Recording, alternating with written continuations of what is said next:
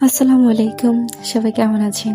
আজকের ভিডিওটা হচ্ছে আম্মুদের বাসায় আমাদের ইফতারের দাওয়াত ছিল আরকি। তাই জন্য গিয়েছিলাম। আর আম্মু হচ্ছে ইফতারে যা আয়োজন করেছিল সেটা নিয়ে আরকি ভিডিওটা। আর এই যে প্রথম হচ্ছে ছোলাটা আরকি আম্মুর হাতে তো সব রান্না অনেক বেশি মজা হয়। তবে মজার বিষয় হচ্ছে ছোলাটা আরকি আমি রান্না করেছিলাম। মানে পেঁয়াজি, বেগুনি, ছোলা এগুলো আরকি আমি বানিয়েছিলাম। বাকি সমস্ত কিছু আরকি আম্মু নিজের হাতে বানিয়েছিল। প্লাস কিছু কিনেও নেশা হয়েছিল। আর এই যে বেগুন এগুলো মানে রোজা রেখে সবার আর কি কাজ করতে গেলে অনেকটা বেশি পরিমাণে সময় লেগে যায়, প্লাস অনেক বেশি কষ্ট হয়।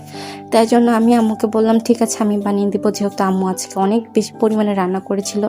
আর রোজা রেখে এতগুলো রান্না করতে আম্মুর অনেক বেশি কষ্ট হয়ে যাচ্ছিল। তাই জন্য বললাম ঠিক আছে আমি হালকা পাতলা কিছু ভাজা পোড়া আমি করে দিচ্ছি।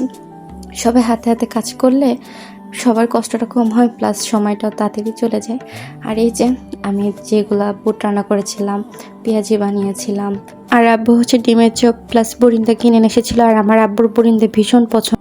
আর এই তো সমস্ত কিছু রেডি করতে করতে প্রায় ইফতারের সময় চলে আসতেছিল। তাই জন্য আর কি আমি শরবতের জন্য প্রস্তুতি নিচ্ছিলাম আর কি। রোজার সময় আমরা সবাই হাতে হাতে কাজ করলে সময়টাও তাড়াতাড়ি চলে যায়, প্লাস তেমন কোনো কিছু বোঝা যায় না।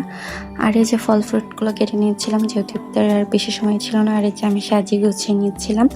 আর আম্মু আজকে রান্না করেছিল একটা শাকের তরকারি প্লাস রুই মাছের ভুনা আর লাল লাল ঝাল ঝাল গরুর মাংস আলু দিয়ে। আর আমাদের বাসায় মাংসের মধ্যে আলু আমরা সবাই খেতে অনেক বেশি পছন্দ করি। আর আম্মুর রান্না তো সবসময় অনেক বেশি মজা হয়। সাথে ছিল পোলাও ভাত, সাদা ভাত, সালাদ, 7 আপ প্লাস দই। এবার আম্মুদের বাসায় আজকে ইফতারটা করেছি, তবে আমার ভাই ছিল না। ভাইকে অনেক বেশি মিস করতেছি। আমি জানি আমার এই ভিডিওটা আমার ভাই দেখবে, তবে ইনশাল্লাহ কোনো এক রমজানে আমরা সবাই ইফতার করব। সো আলহামদুলিল্লাহ এগুলো ছিল আমাদের আজকে ইফতারের।